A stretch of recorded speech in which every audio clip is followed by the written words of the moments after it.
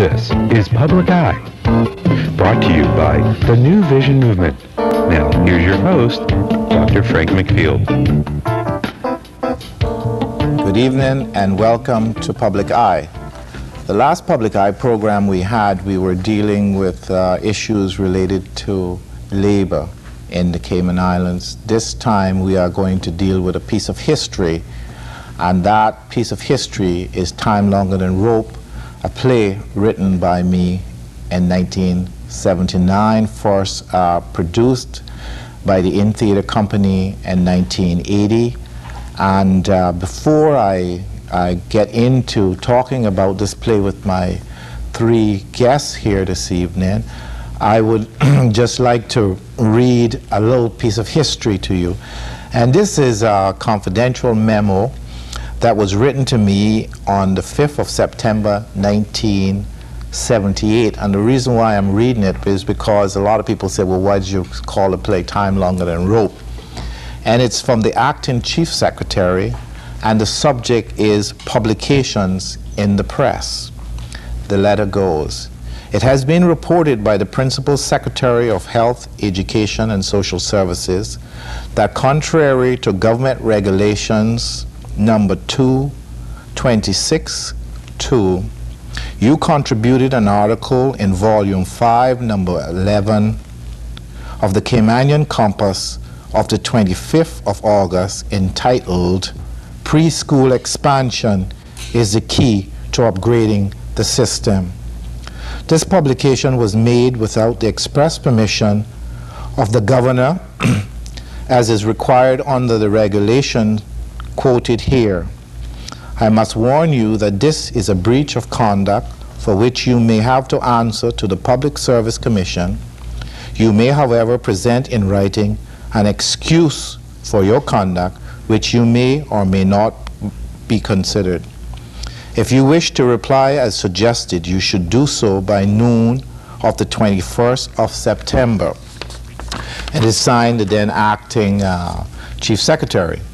My reply was, I refer to your memo dated the 15th of September concerning my contribution to an article in volume 5, number 11 of the Caymanian Compass of the 25th of August entitled Preschool Expansion is Key to Upgrading of the System. This article is nothing more than an elaboration of the NCSS position of preschool education. I can therefore not comprehend why I must invent an excuse for my behavior in relationship to the press. I am, however, of the opinion that an explanation of the NCSS position on educational and social development might be of interest to the Minister of Health, Education and Social Services as well as the Chief Secretary. If my assumption is correct, please let me know, and I will be more than happy to forward an explanation. Of course, as things went on, we had quite a bit of correspondence, but the correspondence ended in June of 1979, and it goes, Dear Sir, this is addressed to me. I am directed by the Governor on the advice of the Public Service Commission to inform you that your probationary appointment as Social Development Officer in the portfolio of Health, Education and Social Services will be terminated as of the 15th of July, 1979. I am to thank you for your service rendered during the period that you served in this office. Yours faithfully, V.L. Jackson, Principal Secretary, Personnel. And I decided to write Time Longer Than Rope. So I started working on Time Longer Than Rope basically shortly after being dismissed from the civil service in July, and I had completed Time Longer Than Rope by about September of that year.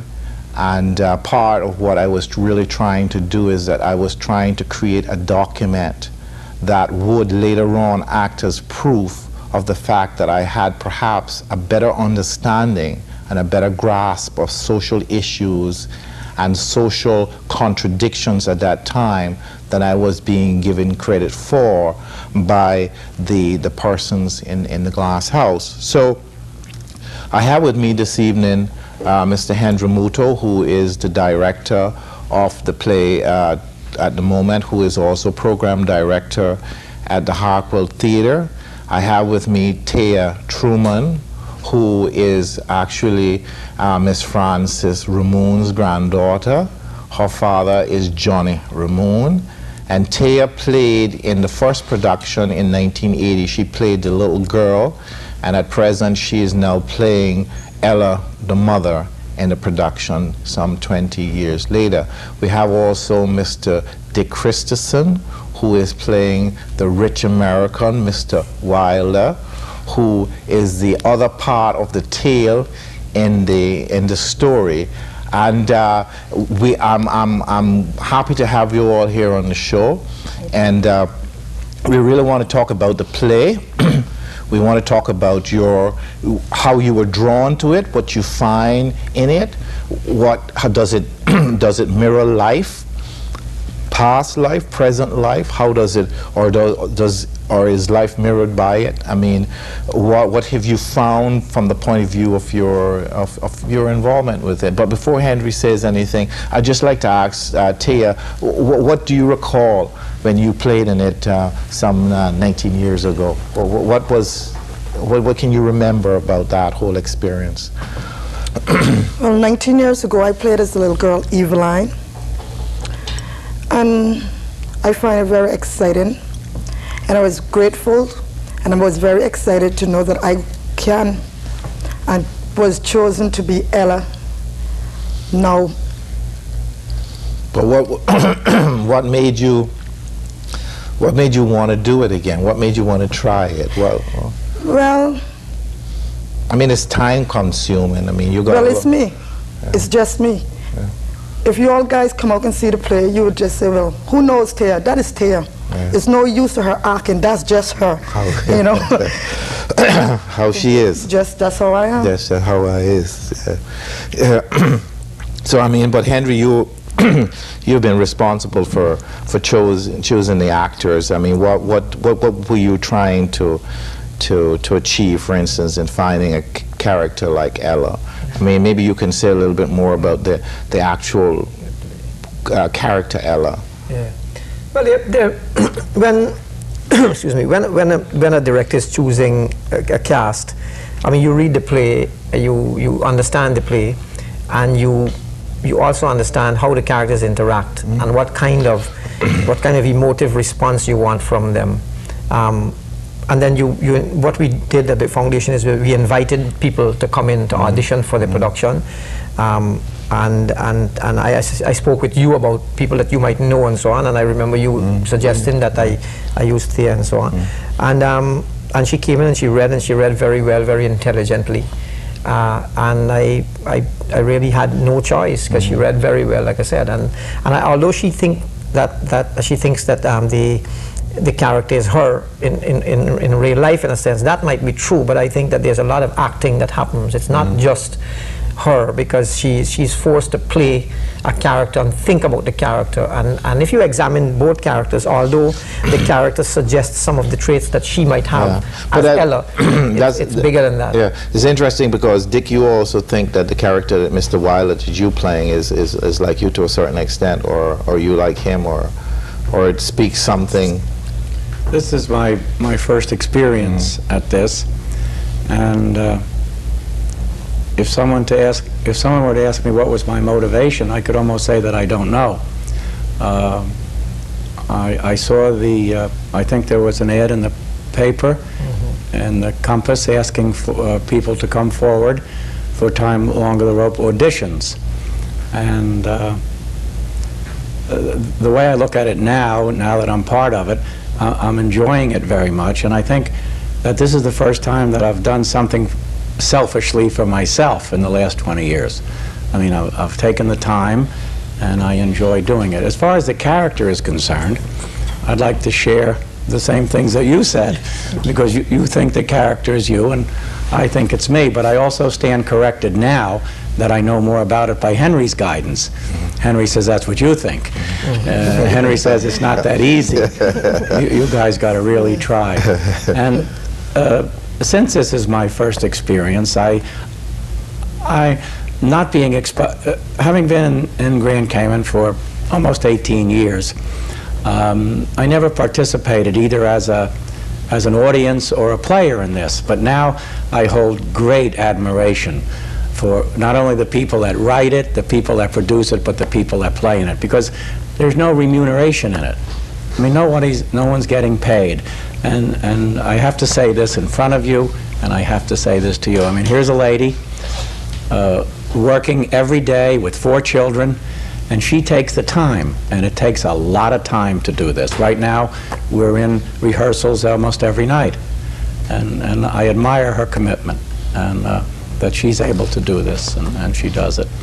And as I say, I find the characters easy for me because, you know, it's kind of like me. So. So, Henry, what do you think is some of the characteristics of Mr. Wilder, for instance? You know, because if we're talking today about the island developing too fast, who we're developing for? I think that's what Ella says that Miss Catherine is afraid of. Mr. Wilder's wife is afraid of. What can you remember what she says there? Yeah, she's you said that you come home to your children, and I says, Miss Catherine, she nice, she different, she talks to me like a sister. She said she don't want to see us. The island. She don't want to see us. She said the island is developing too fast, and she don't want to see us all drunk and broken up families. She don't want to see us end up like them Indians. In America. The Indians in America.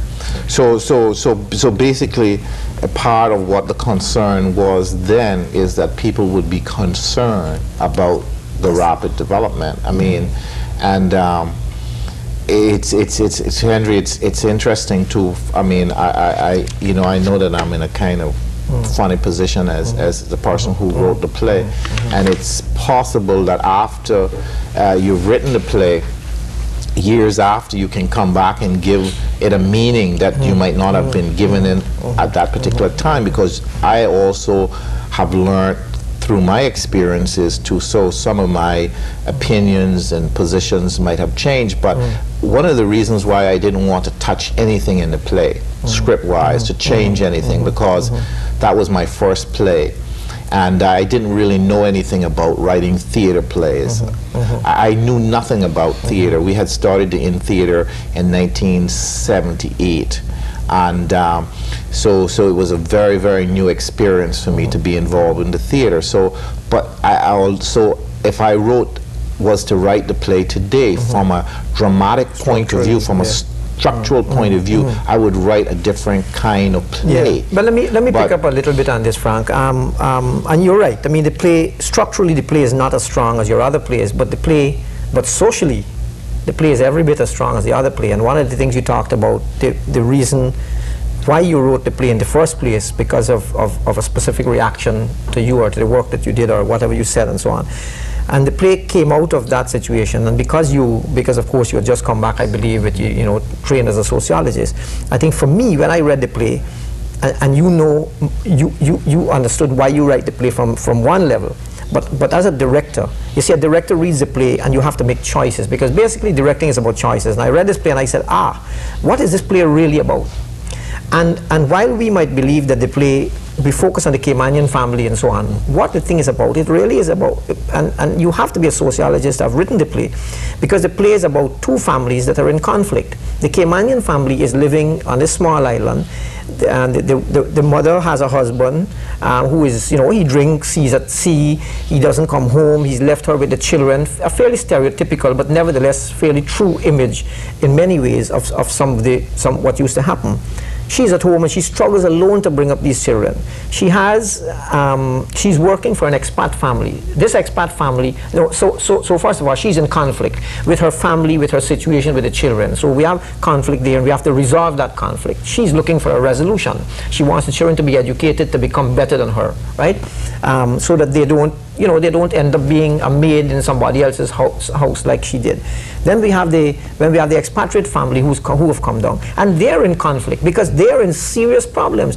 And what we pick up from the play very subtly, if we follow the play, is that they have problems that are as serious as the Caymanian family, although they might be rich. So what we're saying is that this thing about conflict and problems and so on is common to anybody, regardless of whether you're rich or not.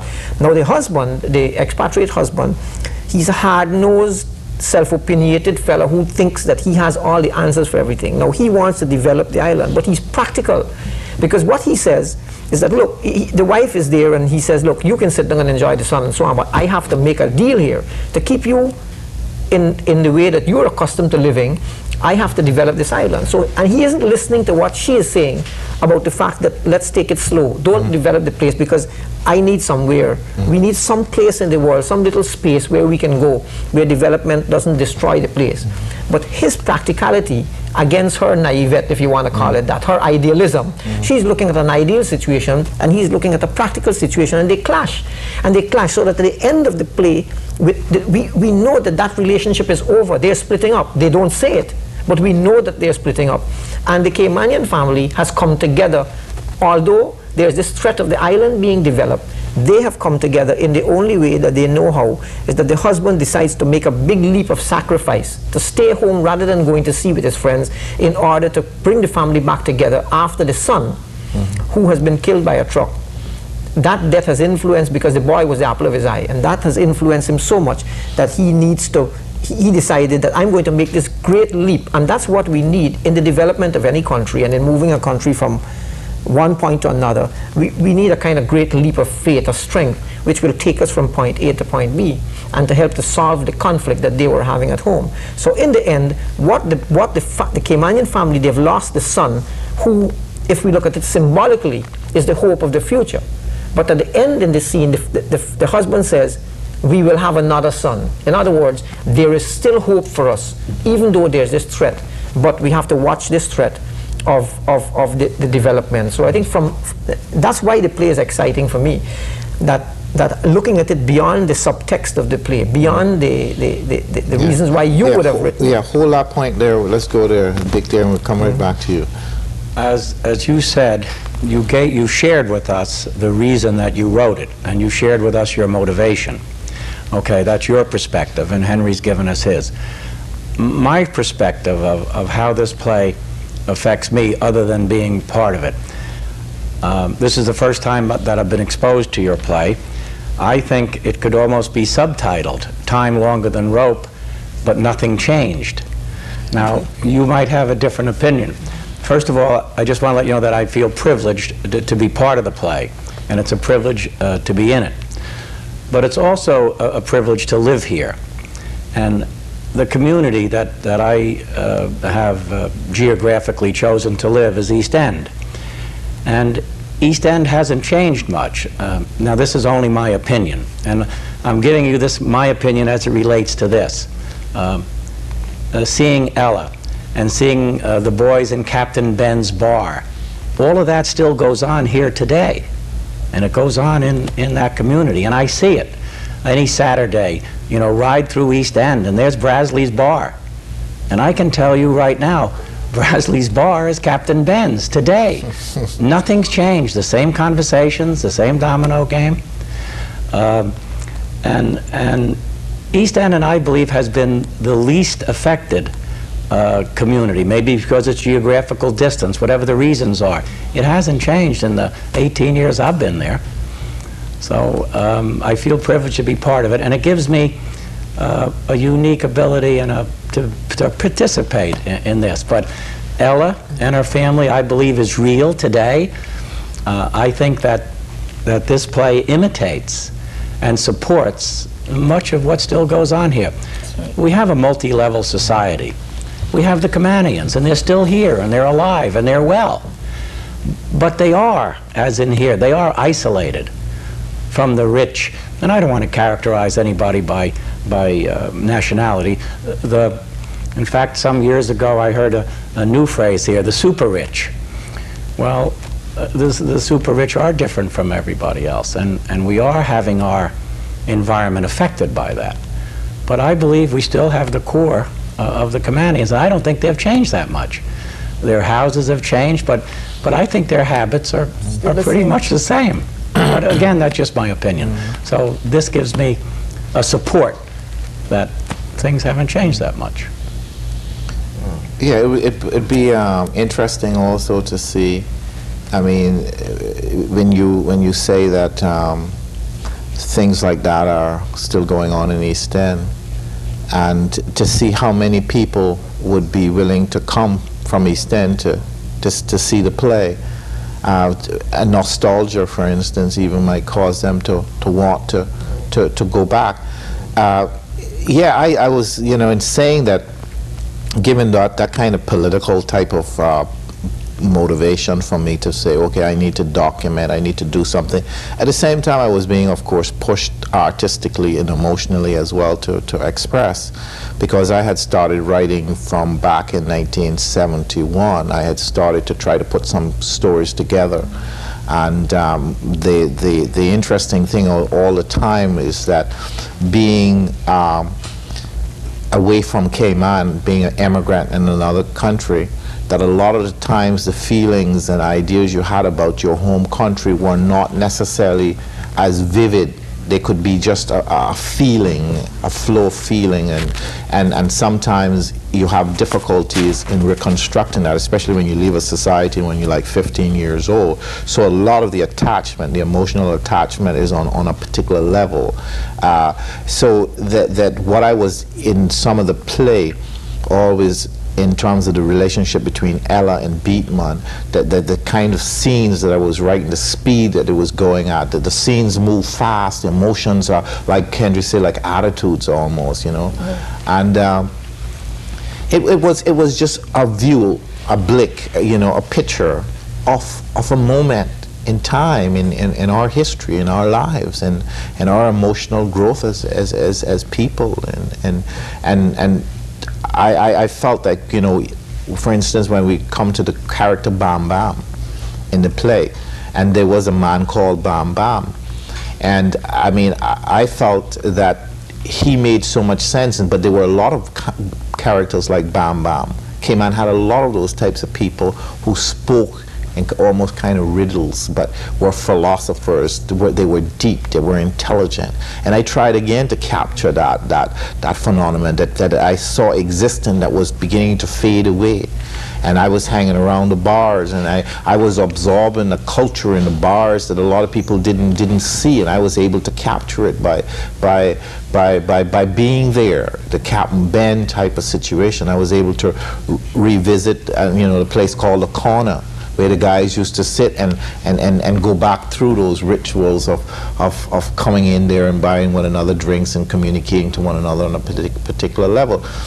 But from the point of view of the essence of the play, the soul of the play, when Henry is talking about the party, the fact that we have our expat family and a Caymanian family, and they both have problems, and basically what you're trying to say is that we're all human, we're all affected by things that move us in one way. It was an attempt to show that kind of humanity in Caymanian style, because it would be very difficult to have been in any society where you would take a white family and a black family and show their common humanity, the thread between this common humanity, and that I was attempting to do at that time.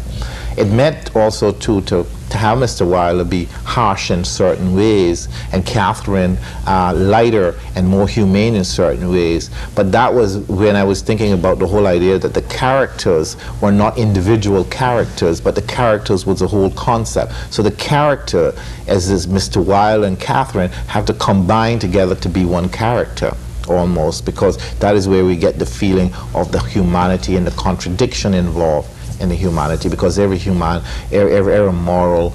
situation has its contradiction as well. Well, I think this is why, and this is one of the reasons why the foundation, why we decided, and we had wanted to do this play a long time ago, and why this is one of the reasons why we did it now. We timed it now in time for the 20th anniversary. But the point about great drama, it doesn't matter where you write it from. There are two things. One is that it is going to hold up as a piece of work which holds humanity up to the public. It doesn't matter where it comes from. But what makes it great for the specific society within which it was written is that it does both. That it holds up the mirror to the society in which it is written, which this play does, because it says, here it is, this is a Caymanian play. These are the experiences of Caymanians and expats who come down here. Here you are. And on the other level, it says internationally to anybody who is a human being, it says human beings have all of the same faults, all of the same strengths. If you look at them and you take them and you dissect them, we're basically all the same. It is only how we react to the specific influences around us, to the stimuli around us. It's how we react to those that we become, we display our particular culture. Because culturally, if a play is happening in the Cayman Islands, then, and it's with Caymanians and so on, then the culture makes you operate in a particular way. You know, you say things certain way, the accent becomes a certain way for Thea, for example, and then we see the expats and their accent in a certain way. And then because of what is happening, because the reason that they came to the island in the first place, ostensibly, they came to get away from the pressures at home. And what do they find is that to them, or to the wife, she's found a paradise. But she doesn't see beyond the fact that in this paradise there are human beings who are living here who also has problems. So she then has to deal with that problem, and because she has a very, you know, a sort of nurturing personality, she finds, you know, sort of a camaraderie with Ella. And so and there's a little bit of naivete in there and idealism the also, fact that but she's a she's woman still, and yes, he's a exactly, woman. there's things in common. And then of course, with her problems that she's having with the husband, who wants to develop and so on. And as I said before, he's a very practical man. Whatever we say about anybody who develops is that he has made a very practical statement. He said, look, you know, I have to make my financial projections now, because if I don't do it, somebody else is going to do it and they're going to beat me at my own game. So he's not about to lose the thing. And if you talk to any businessman, you know, a lot of people say, oh, well, we're developing so fast and so on. But if you talk to the businessmen who have to put their money into projects, they're going to say to you, look, if I stop this now, you know what's going to happen. Somebody is coming in and doing it anyway, so why do I stop? That's what makes the play complex, and I think that's what makes the play, it's going to make it a very entertaining and informative evening for people. I mean, I'm sure that people are going to enjoy this play, and hope that, I'm not just, we got to give a little plug for when it's on, right? The play opens on Friday the 22nd. Is it the Friday the 22nd, or is that 23rd. Friday the 23rd? We open, that's the very first performance, and then we play the Saturday the 24th and the Sunday the 25th. Now the Sunday the 25th show, we timing that, and all of the people who are here for is it the Commonwealth Parliamentary? the Regional Commonwealth Parliamentary Regional Commonwealth Parliamentary Conference. They're going to be here for that, and I think about 75 of them are coming to that show for that night. That starts at 5:30. We're doing it a little earlier just to accommodate our guests.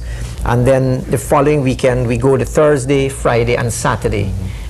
We're going to close. So hopefully, you know, we're going to get as many people out. But the play is a wonderful piece of work, and I'm very satisfied with a lot of the work that the actors do in the set. We've done a real, we spent a lot of money on the set. Can we have a shot of the set take too? a look at it. And we, Dick, you were going to say something while we having they're moving the camera to the set. What you wrote 20 years ago is the interaction between the people that live here and do business here, the interaction between the Caymanian family, between the white Caymanian educated in Jamaica, who is with Mr. Wilder in the process of selling the island. You know, that hasn't changed much. That hasn't changed much. It's still how we work together and how we interface with each other.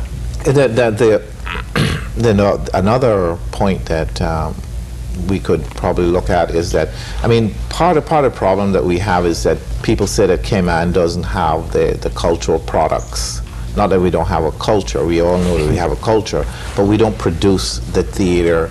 We don't produce the music. We don't produce the art to the extent that we find it produced in other places. But the same people who are saying that we don't have it or we have it need to come out really and support the things that are being done, whether or not it be with the art gallery, or whether or not it be with the theater, or whether or not it be with the music. But one of the things I was saying yesterday, I was at not a conference, and I was saying that there's a kind of a double speak. You know, that on one hand, you hear, you know, a lot of people complain about things, we don't have Caymanian culture and so on, and then on the other hand, you hear a different thing, and then when we do plays like this, I mean, the foundation has done a lot of work. I mean, over the years, a lot of work which is Caymanian, a lot of your plays. We've done stuff which has from the Caribbean, but which has relevance to Cayman, because of course we have a lot of links with the region, stuff from outside. But when we do plays like this, what we really want is for people to come out and support the work, because nothing that we do is not going to get beyond a certain point if people don't come out and support it. So we're hoping that with this production, and this would give us then the encouragement to do more, and the reason to want to do much more of this stuff, if we know that people are going to come out and support the work and say, look, great stuff, guys, come, let's get some more of this. You know? And Henry, is also the point that I have. I mean, I've always tried to remain a pretty serious writer in terms of not just writing for entertainment's sake, but writing because it's about art being the mirror, and also trying to be entertaining to a certain extent, but not making entertainment the primary purpose. So I mean, I haven't followed the Jamaican writers in that sense of comedy. I've tried to do something that will be somehow with values and lasting. From my limited exposure with the Jamaican writers, I haven't read them either, but they seem to be into self-depreciation. You know, they seem to... Well, it's a different style. The thing is that both styles are valid. A lot of the modern Jamaican writers, the style is different. What they use is what we call grotesque humor. What is called grotesque humor, which they find, it's what you call the marketplace, which people have another word for, they call the ghetto, or people call yard. And so when you deal with that situation, there's an audience for that, because they know they can interpret all those gestures, which we have moved. Some people have moved away from that, and it's hard for us to interpret why somebody does a certain thing. And this is one of the things. Like I said, there are different styles, and they're all valid. Your style is just as valid as comedy, and that style is valid. But but the reason why I'm saying that is that at the same time, when people complain about this kind of theater in Cayman, Caymanians complain about it, they don't at the same time come to support plays like my plays to give that to be an alternative, so that people just don't have to follow that particular style, that they have this particular style, which we've been trying to do from the point of view, like I'm saying, more serious theater. And so they criticize it, and at the same time it's almost like, well, what do we do about the stuff that we do locally here at the theater? Somebody told me, which is a compliment in a way, that they had read the play and finally, and they found it a good play. The play's been around for 20 years, published. And since last year we produced the play. The play's had 3 productions already in Cayman. And it's like when the Minister of Education, the present Minister of Education, said to me that basically in a debate that I had never done anything, I've never contributed anything to anything, including this society. And I have a play that we are producing now that people are putting their time into in terms of creating it, and it has a significance. And this is where I find a problem. When you have the Minister of Education who doesn't see any value in what I've done over the years, theater-wise, how is the normal person out there, the average person out there, going to see any value in what I've done over the years? So it appears that it's almost like yet you're defeated. At least in your lifetime, you're defeated. You cannot make a headways, and that barrenness, where we at one particular point, Henry's saying that we want to build a theater. We have one. We want to build an art gallery. We have a museum. We have an archive. We have all these things that people have in other places. We have the building. We have the infrastructure there. But we don't have the values, it appears, to support these things. And the people who are responsible for the decision-making process don't seem to be giving the kind of encouragement. Now, coming back and saying, I'd like to restage Time Longer Than Rope, coming to talk to you, getting your ideas of what you think the play means, the value it has, that's all fine and good. But we're like a little ghetto down there at the theater. We still need to encourage the wider audience, the wider society, after 20 years to give it the kind of support, to come and see the play. Let me put your mind to at make rest. people believe that when they're in a play that Okay, I think, go ahead. What I'd like to ask the television audience, and what I'd like to ask their support in, is we need to separate you from the play. Because I hear people, oh, I'm not going to go see Dr. Frank's play. If we could put that aside for now, it's a Caymanian play. Exactly. And if we could forget about who wrote it, and if we could all get together and have an enjoyable... Well, this is why I said earlier that the play for Frank, and for the reasons, all the reasons and the very good reasons why it was written, is at one level. And that level will become known. There's no question about it. But the play on the level of a piece of theater which deals with a human situation, and trust me, this human situation is everybody. Situation. A Caymanian situation and a human situation, two levels. And it doesn't matter where you come from, you can identify with this play. If you're rich, you can identify with it. And if you're poor, you can identify with it. And if you're Caymanian, you can identify with it. Everybody that goes to see the play, that have ever seen the play, enjoys the play. That's not a problem. No, but the reason what I'm saying... I'm looking at the reasons for them not coming. Going. Yeah. That's well, we know the reasons. The reasons, I mean, I know the reason. I mean, I'm not blinded by that. The reason why you're not going to go to see the play, well, if he wrote it. No, but I think that's the only one. Or who's in it. Who's in it. But here's another... Maybe that's a new twist. But here's another reason. But here's another reason also. The market for theater is a very weird market. If you take, for example, America, you know the complaint that we are doing here? All the playwrights who are serious in America are making the same complaint because their works are being done off-Broadway and off-Broadway. If you want to see serious theater and good serious theater, you go off-Broadway. In London, you don't go to the West End. You go to the other little alley theaters, and that's where you see the work. What is being shown on Broadway is the big glitzy musicals that is entertaining people. Not that they don't have any serious thing, but I'm saying that the audiences all over the world seem to be flocking. So we've got the challenge. I mean, this challenge we've had for 20 years. It's not changing. I mean, come on, we got more than a challenge here. Henry, we got more than a challenge here, and I'm not adverse to expressing my concern. Okay, part of the problem that we have, and when I sit in the Legislative Assembly and I vote money for the theater, or I vote money for the art gallery, or I vote money for the museum, or the archives for the writing of a history, or whatever it is, my concern is, are we appreciating that particular value? Do we value what we are getting as a result for the money? Are we going to value the history?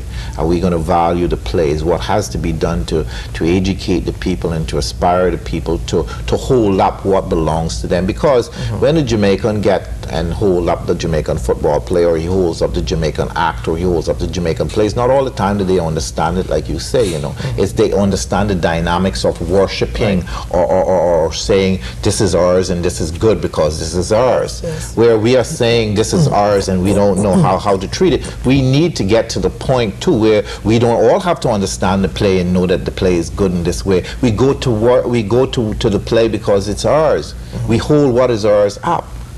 We stop trying to pull everything down and we start holding it up, because that's a dynamic. We have people, and the first thing we do as a people, we start pulling things down. Now what I'm saying is that we start to put things up. Now, in doing this play 20 years ago, I did it because I believe that we have the capacity, like you say, to hold things up. Where although we're threatened by development and by things falling apart, like Beatman. And that's another thing about the name Beatman. The name Beatman is from a friend of mine, Beatman, who used to beat me up all the time. But I respect Beatman so much. that I named this character, this major character, after Beatman, and Beatman means he will beat man. He will succeed in time longer than rope. He will succeed in time to overcome all these difficulties. And this is why what I'm saying at this particular point, we need to 20 years after I've written this, 20 years after the political problems and the confusions and everything, we need to come to the point to say, this is Caymanian. It's been around for 20 years. Let's go see it. Let's make it a success. Let's do the same thing we're criticizing them for going to the Lion Center and doing.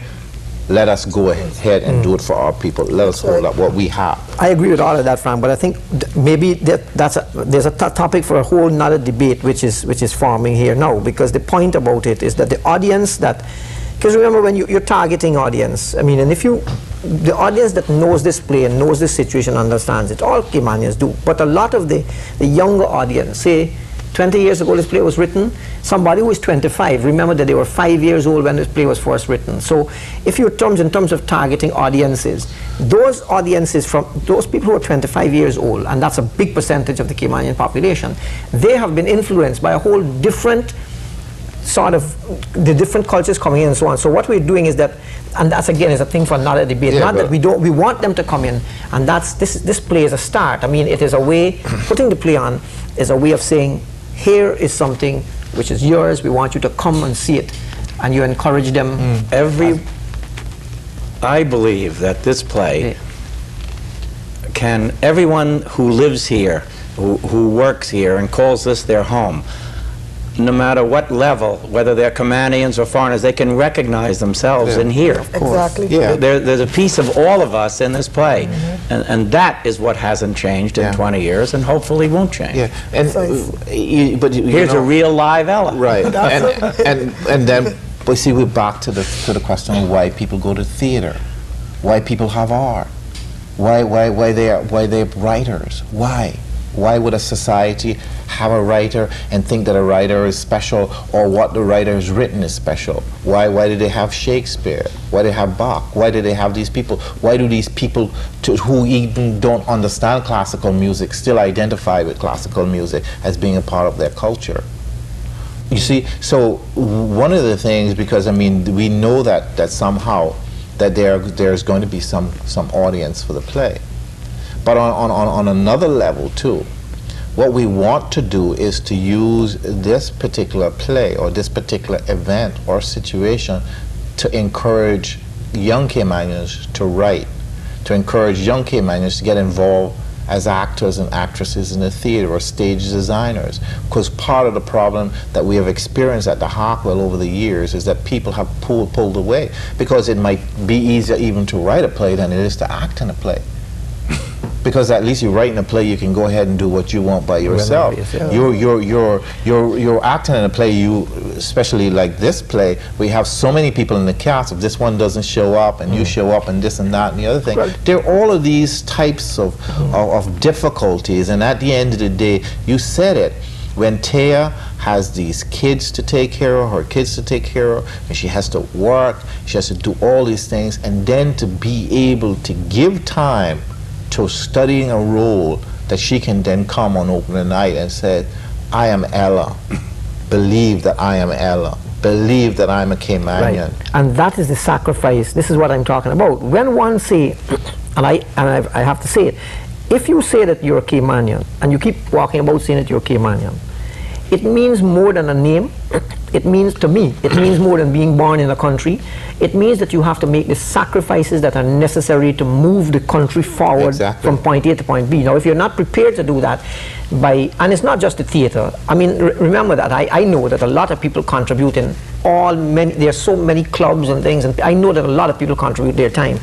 But in something like the theater, when you're talking about a week, you're talking about 6 weeks, 8 weeks of rehearsal, and you're looking at, on the average, 9 to 12 hours a week.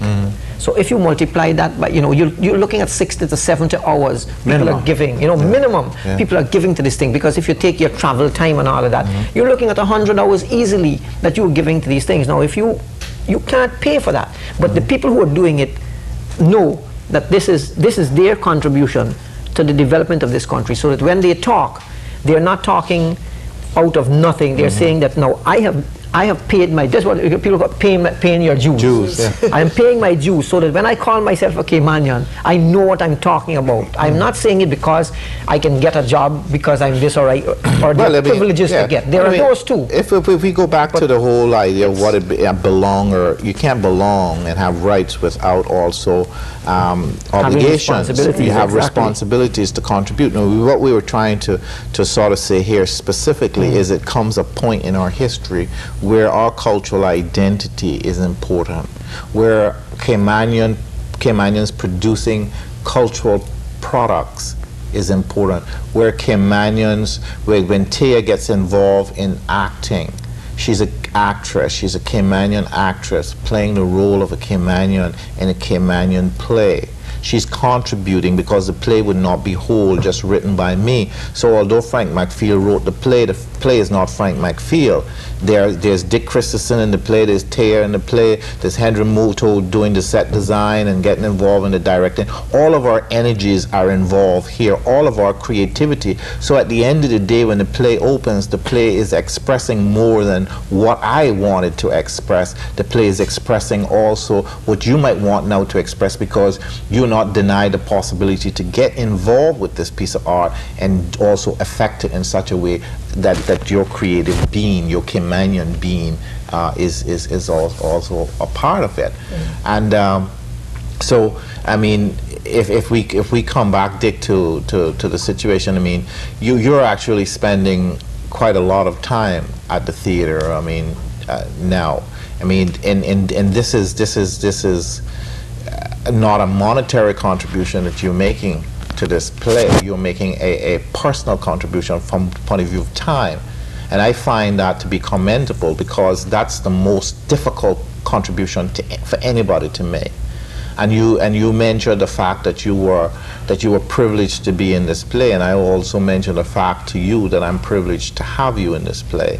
I'm privileged for you to take what I did 20 years ago so seriously that you will put other commitments that you have aside in order to be committed to this. And that's a very important thing, because part of the problems that we have experienced in getting expats to play the roles of expats in this play has been tremendous. And when we first did the play in 1980, we had a real problem trying to find the expats to play, and there were only special people that would play. And when we did the play again in 1987, I think it was, we had a similar problem. Now, the person who played your role in 1987 was Paul Harris, because Paul Harris is also a very special person to Cayman, because he's a person, although he might be considered an expat or a person of expat origins, Paul Harris is very much a person that is integrated or have integrated himself over the years in the Cayman society to the point where he's willing to make a contribution with his time as well. And that is something also that I believe is very special. I thank you for the accolade, but the other people that are in this play, I think their time is even more precious than mine. There are many Caymanians in this play, and their time is given as much as mine, and I admire them for doing it. And your message is a message of thanks for the players to put this on again.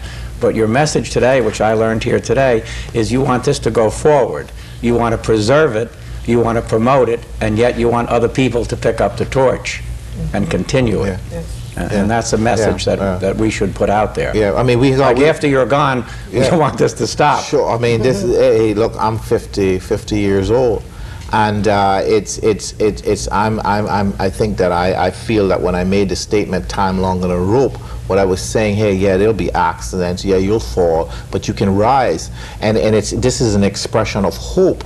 And I want Caymanians to understand that inspiration which I had to do that, to say, yes, in time we can heal these wounds, we can get up, we can try again, we have to be forgiven, we have to not be limited by our limited past, but be guided by our limitless future. This is an important message. When Beatman says at the last minute, he says, don't worry, sweetheart, we'll have another son, another hope, because time is longer than rope.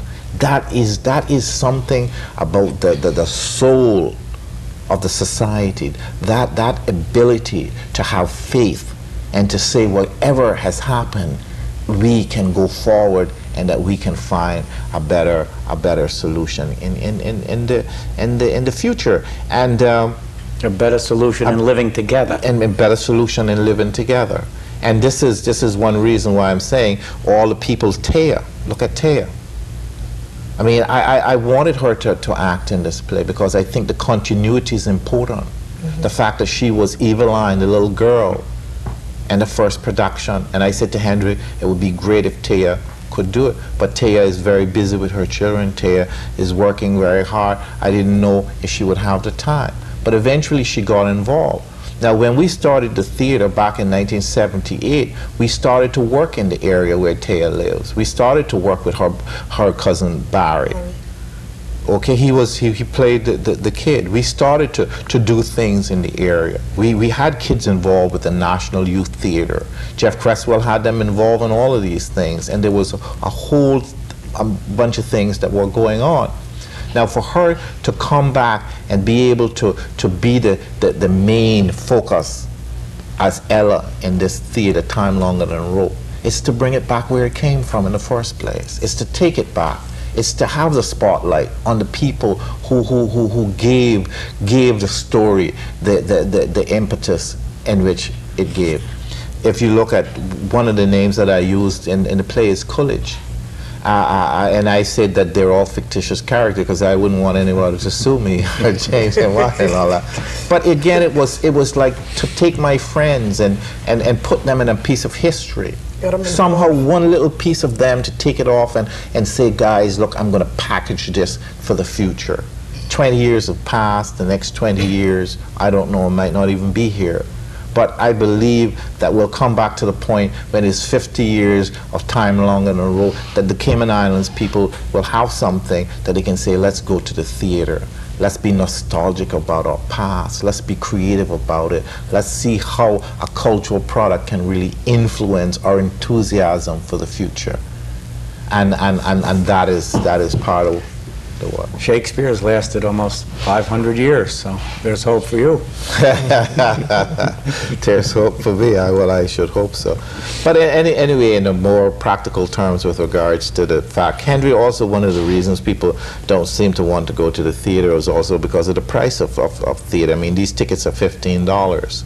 I mean, you can justify that? Yeah, because the production, I mean, the set alone has cost us so far nearly $3,000, and that is not including the generous, you know, Dick allowed 3 of his workmen to come and help us to build. It doesn't include if we had to pay them for that time. I mean, what would it have cost? And that's only the set. Now we've got television, you know, we got radio, newspapers, and TV ads to go out. So when you look at that, plus all the other things, air conditioning for 4 hours for every rehearsal, it works up. It's probably going to be about a $10,000 budget on this play. And now, even if we did 6 performances, we have to at least put 200 people a night in the theater to break even. Yeah. So we don't, the ticket prices are reasonable, I think. Remember, and the children are paying 6, and if they come in groups, they'll get cheaper tickets. They only have to call the box office. And the other thing is, Frank, we are giving, what we're doing is that we do give a lot of free tickets complimentary away, like the Pines and so on. The foundation has a policy of giving tickets to organizations like Lighthouse School and various places. So we do try to get people in to see the production. So I mean, if people are interested in seeing the production, there's a possibility that we can make some kind of deal can make with group them. Bookings. Yeah, I mean, you know, but we and also I mean, if personally, if anybody come up to me and they want to get a ticket, I'll buy a ticket for them. I mean, it's, they're to know it's not my production. It's a Cultural Foundation production, so I can't control the tickets. But if somebody really would like to see the play, they feel they can't afford to see the play, I'll assist them in getting to see the play, because it's important to me that people see it. When I wrote it, it was an act of giving. It was an act of giving. The theater is an act of giving. Being a director is an act of giving. Being an actress is an act of giving. You're giving something to people, and I find that is very fascinating. But I guess we're almost out of time, and we have a few minutes left. And I'd just like to Taya, I mean, if there's anything else that you might want to say in terms of trying to get some people out there, maybe you can do a little thing there, so to say. Or give us one of your lines or something like that. But I have two of them that I really really enjoy, and that's me. Why, Lord, why my life have to be like this? Have you no consideration for your poor mother? And then it goes back again to this.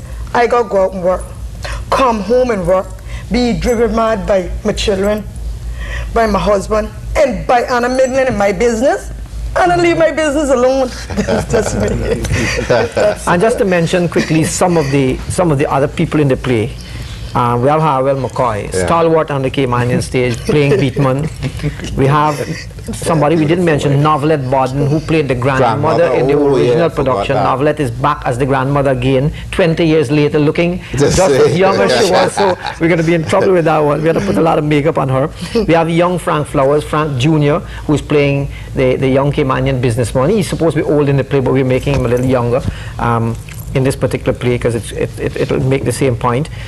We have Roger Healy, who's playing one of the expatriate lawyer who is employed by Dick's character Wyler, and we have Valerie Cotier, who is playing the wife Catherine. We have people like Leroy Holness, who people would remember from lots of our shows he's done. We have some new faces, and the two children. We have Lauren, the little boy Theo. His name is Theodore Kelly, young Theodore Kelly, and we have Lauren Ebanks, who those are the two children in the play. So we have a lot of Caymanians involved in this play, which I'm very pleased about. And we have big set, big number, beautiful cast. thing, and like I said, we're right on schedule more or less now, and I think people will enjoy the show, and hopefully they'll come out and see it, encourage us, encourage the cast to do more work like this. And we are encouraging all Caymanians to come up and see it, because it will be good and you all will enjoy it. Yeah. So I definitely, like I said, I thank you, Henry, for the time and concentration that you put into this play, and I think that your set is just fantastic. It's really something just to see the set, just to come to the theater to see the set in that kind of atmosphere. The fact that we have a place in Cayman like this that can do the play at this particular time and do justice to the design and everything, I'm fascinated. It's a luxury which a lot of people don't have, and people should see it. There's one person that, this is my first experience. Some years ago I went to see Consuelo and Alan Ebanks. I remembered that show. I went to see that. But there's one thing that as I sit in there when watching the other characters play, I do want to thank, Mrs. Hartwell. Yeah. Because the building is gorgeous. It really is. I have to share that. Well, we would be more than grateful if she came to see the production. We certainly would find it a special treat for her. That's right. It's an incredible building. It's awesome. It's awesome. So I guess we are finished now with this Public Eye, and we hope that you will come to the theater and you will support Time Longer Than Rope. Next time on Public Eye, of course, we'll get it probably most likely a little bit more political, but for now, thank you and good night from Public Eye.